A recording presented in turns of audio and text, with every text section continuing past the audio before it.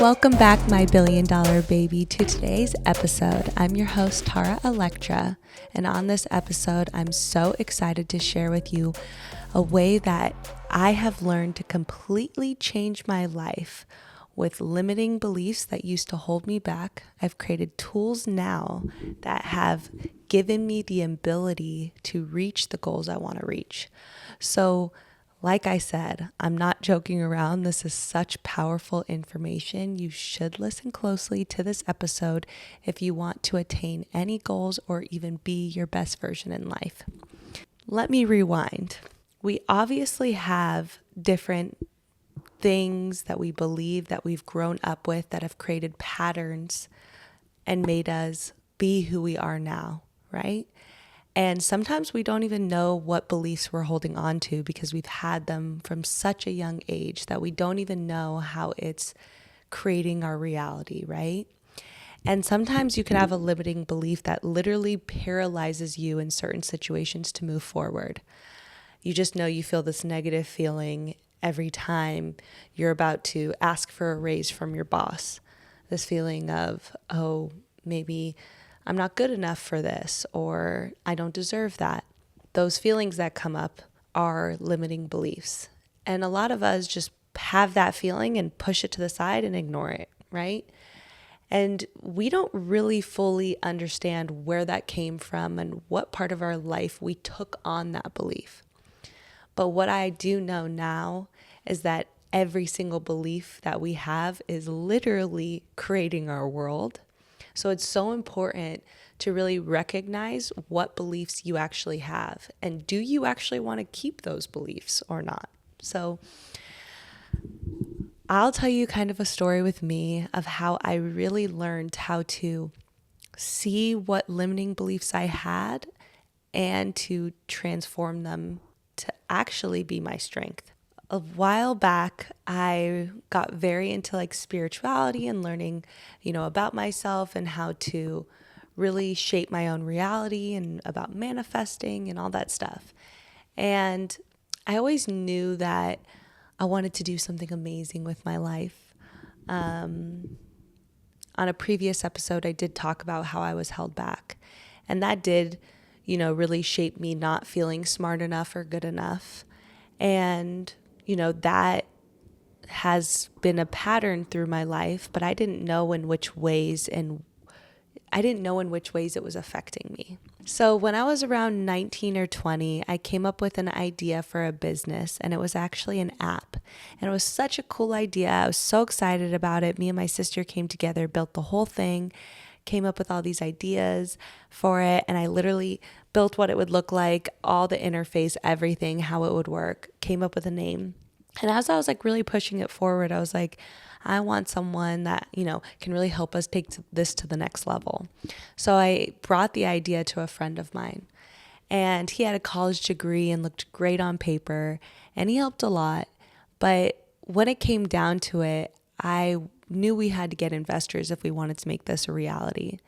And I had some friends that knew some people, and long story short, these Dubai really wealthy investors flew out from Dubai to Hollywood to have a meeting with us to talk about our app.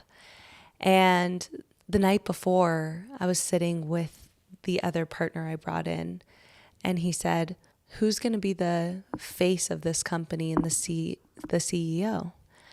And I was like, damn it. I didn't fully want to step up to the plate out of fear and this paralyzed feeling of not feeling good enough. But at the same time, I was the one that created all this stuff, and I really was the one that shaped it all. And I am have this burning passion for this thing, and I felt like it was my baby that I should have stepped forward for. So I didn't really want to hand it over, but I kind of was like, okay, it's fine. You can be it. And I just felt this feeling of not good enough, not smart enough. It couldn't be me, And when he left, I remember reading about how to release negative beliefs. And that's when I was starting to realize, oh, wow, this is one. So I went into my room right after that as the feeling was fresh. And I laid in my bed and I just breathed and I started to be like, what is this feeling? How could I label it with a word? Because that's the first way to see and feel and bring forward out of your blind spot what this feeling even is. And so I labeled it as not good enough, not smart enough. And then I was like, okay, I feel that. And a lot of us, when we have feelings like this, we want to just push them away because we're all taught that, you have to be happy and life needs to be great and all these things. So we're always pushing things away. And so when you push them away, you're actually holding on to them. And so when I had that, I really allowed myself to feel it and be it. And I was like, okay, I don't feel worthy. I don't feel smart enough. Didn't feel good, but I allowed myself to be there and sit with it and breathe into it. And then I asked myself, when was the last time I felt this way? And then I allowed a thought to come to me. And I remembered a situation where I also didn't feel like this, where I also didn't feel good enough, maybe a few months before. And then I sat with that feeling again. And then I said, when was the first time I felt this way? And when you're doing this, everything needs to be flowing downstream like water. You shouldn't be forcing yourself to think of an instance because you don't know what your subconscious is going to bring up for you. And sometimes it could make no sense to you, but just allow it to come. And so I said, when was the first time I felt like this? And then I literally just had a flash of this checkered couch that I used to have when I was like literally 2 or 3. My mother was sitting on the couch and I was clearly really excited to show her a project or something I was working on and I was proud of. And her face just looked so disinterested that she rolled her eyes and wasn't interested in what I was showing her. And at the time I was 2, so of course that's going to break my heart, I can't fully understand the situation of an adult. And so at that moment, I felt like I wasn't good enough. We all have situations that we picked up somewhere in our lives. And some of them are when we were really young and we weren't able to fully understand a situation. So we take them personally or we carry them through life. And so we all have these things. And so when I remembered that moment and I allowed myself to feel it and not be so ashamed of it anymore, I just hugged me and I said to myself, it's okay that you don't feel good. It's okay that you don't feel good enough. It's okay that you don't feel smart enough. And I just cried. I just cried in that feeling, allowed myself to be with it. And then once I felt it kind of dissipate, I changed the feeling and I changed the memory. And I imagined myself presenting it to my mom and her getting excited and coming over and celebrating with me. And I kid you not, that allowed me to heal that part of my life that I didn't even know was bothering me anymore. Didn't even remember that memory. It's crazy. I know that memory happened, but I never remembered it before until I asked myself, when was the first time I felt this way with that feeling within me? And it's crazy. Our subconscious mind is so powerful that it literally brought me back to a moment that I didn't even remember in other settings. I didn't remember this moment. So that's why I'm and I know that checkered couch. So I was like, wow, our subconscious is so powerful and it will literally attach feelings to memories that you might be carrying on to. And so I didn't know it at that moment, but I healed that part of me and it was no longer a pattern within me because the next day I woke up and I felt this new sense of confidence. I wasn't fearful to go to that meeting anymore. I went to the meeting and I was like, I'm going to be the CEO. I'll do it. I know so much about the product, where it's heading, how to get there, and what we're going to need to do. So I walked into there and I pitched a room full of very wealthy men for my first time ever pitching anything for business, mind you. And I was the only one that ended up talking. It was like the conversation was flowing, everything was working through, like they were so excited about it, they loved it, you know. Obviously, I had a lot more things I had to learn in business from that point because I was very young. But it really taught me that I could present myself and be confident in myself and who I am and what I'm here to say. And so that part of me was now healed. And to this day, I always say that I can literally walk into any room. I don't care who the person is you're having me meet. And I could pitch and bring value and be confident in what I'm saying. And that was a huge step for me from who I used to be back when I was 19, 20. And so I tell you this story because it is a vulnerable side of me. But I tell you this story because I want you to really think about what things are holding you back.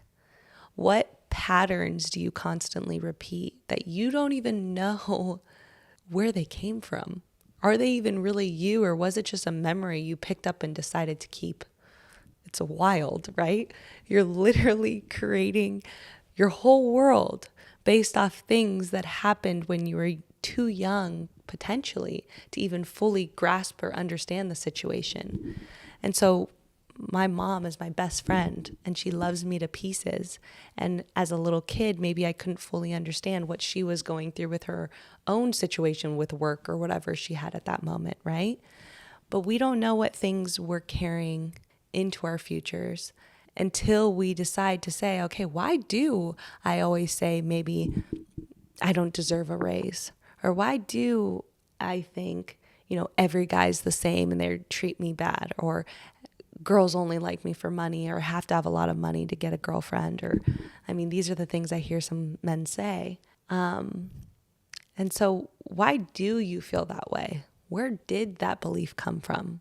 Do you want to keep that belief? Because if you keep that belief, you're going to keep living that reality, right? Because you're literally saying that. So when you're looking for that, because now you're saying that, guess what? You're going to find that. So it's not that crazy to understand that we are literally shaping and creating our reality. And so I want you to really think about your life and what areas are you holding yourself back?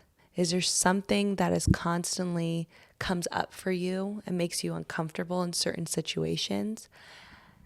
And you maybe, some of the biggest limiting beliefs or fears or traumas that you're holding on to are the heaviest, but they're the most transforming. So when it comes up because you've maybe had it and it's so deep and painful, there's certain ones that I don't even know yet, right? Like I still have more, but there's certain ones that are going to come up that we're so used to being like, oh, to the side, push it away. I need to be positive, or I'm not thinking about this, or, pushing these thoughts away because they hurt so bad. And also we're so used to holding on to them. So the first step is allowing yourself to see them. And when you allow yourself to see it, you take it out of your blind spot and you're making friends with it. Because why be ashamed of who you are? Like, that's crazy, right? Like, we're so ashamed of these dark places within our minds and hearts and fears, right? We're so ashamed of it. We don't want to look at it because then it makes it real. Oh, it's already real. You're already living this way. So why not allow it to come forward and you meet them face to face, meet that negative thought, that negative energy, that limiting belief face to face, and allow it to be there with you. Accept that it's already there. Make friends with it. Breathe into it. And the moment you allow it to be there and accept it, you actually can transform it. And that's what's so powerful.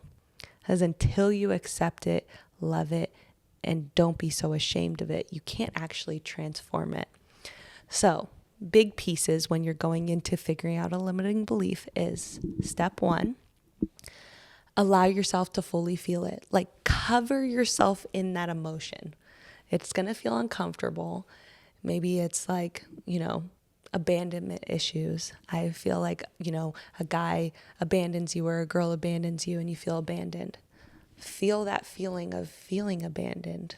Lay there and really feel it. Allow yourself to be that way. You feel it already. And so allow yourself to feel it. Make sure you're breathing, constantly breathing while you're feeling it. Allow yourself to ask yourself, once you really are covered in that emotion, when was the last time I felt this way? Allow a memory to come, because your subconscious is so powerful.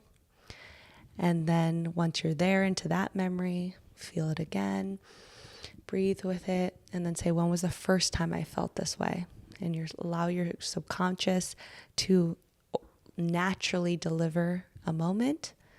And even if the moment doesn't make sense, allow yourself to be with it, feel it. And sometimes you then will understand why that memory came up. And then once you're there, something else might come up, and be with it and really feel it. Feel that emotion. Even if you need to say it to yourself, like, I feel abandoned. I feel like people always leave me that I love, or whatever those feelings are, just keep feeling it, being there with it, keep breathing in the present moment while you feel it, because that's how you bring it into the present. And then once you feel good and like you're potentially want to cry and be there with it, just tell it it's okay. Go back to you in that moment and say, it's totally okay that you feel this way. It's totally normal that you feel abandoned. Look at what happened to you. Like, look at your situation. It's okay, and love you and hug you in whatever way feels right for you. I listened to an amazing YouTube video about this that I'll attach in the descriptions, and it's much longer. But there's different ways that you can go about this, and you want to do whatever feels natural to you. So I, a lot of times, will imagine myself hugging me as a young kid and loving me and giving me that support that I needed in that moment. But sometimes you want to change the situation. Say you were bullied. You want to, once you cried and you allowed yourself to feel that situation, you were really in it again, and you allowed yourself to be there. Once you feel like you've cried it out, then switch the situation and imagine you standing up for yourself potentially and be like, I don't allow this. This is not this is not okay for me. Imagine yourself standing up and that bully walking away or running away and changing the situation. And then now that part is now healed of you, and you can let it go and you can release it, because all these things are literally just us holding on to so many different pains. So it's just crazy. So I am here to really hopefully expand you to wanting to look into what your limiting beliefs are. I got inspired to share this because I was talking with a friend of mine and talking to her about a limiting belief she has with trust. And I was like, where does that come from? She's like, I'm not sure. It's like, I just don't trust anyone. And I'm like, okay, well, you need to figure out where that's coming from. Because, do you want to live with that for the rest of your life? And she's like, no, I don't. And I'm like, but you really feel it now, right? And she was feeling it strongly about not knowing if she wanted to get in a relationship with someone that was treating her very well, but it was hard for her to trust and let her guard down. And I'm like, okay, so you're feeling it heavily now. Go home. And I told her exactly what to do. And she called me after and she's like, oh my God. And she knew exactly where it came from after doing this. And I was like, wow, I forget that a lot of people maybe don't know this. So I really want to share that with you and remind you to be easy with yourself. Not everyone's going to get into that moment and get there and release. And everyone's situation is going to be different. I've done this releasing for different scenarios. And the one I just told you, the story I just told you, was my most profound, deep one, because I immediately went into a sweat and started crying. So it was a very painful one. Because I clearly was holding on to it since I was like 2. So I clearly it was affecting me in so many other areas of my life. So it was a very deep one. So that one is a different experience than another one I had more recently. So just I don't want you to ever compare yourself to the stories I'm saying or how you need to feel in these moments. Main thing is that you allow yourself to feel whatever's coming up. Because if you're constantly feeling a feeling, feelings are just there to show you what you're creating in this world. You can walk into a situation and feel happy, and that's your feeling saying, hey, you're going to feel happy about this. Or you can walk into a situation and feel negative, limited, whatever, and you could decide to not look at it, or you could decide to be like, okay, why do I feel this way? What is this? And allow it to be okay that you feel this way. Allow yourself to go into a quiet place and be there with it, and allow yourself to find out where it came from and heal it and accept it and move forward from it, because that's powerful. That's powerful. So I encourage you to become your greatest versions. I love you for listening to my podcast every Tuesday. I always get nervous to do the solo ones because, I'm a very vulnerable person, and I like to share my pains and things I went through to hopefully expand and encourage you to do the same. And so I'll be here every Tuesday with new guests that I also feel are very profound, and then solo episodes after that too. So thank you so much for tuning in. As always, please tell me what parts of the podcast resonated with you the most. And also feel free to tell me what episode ideas I should do. If you have anything that you're currently struggling with or want to know more about, let me know in the comments, because I always need new ideas or new things to talk about with you guys. I love you all and appreciate you guys for listening. And I can't wait to see what you do when you release your limiting beliefs.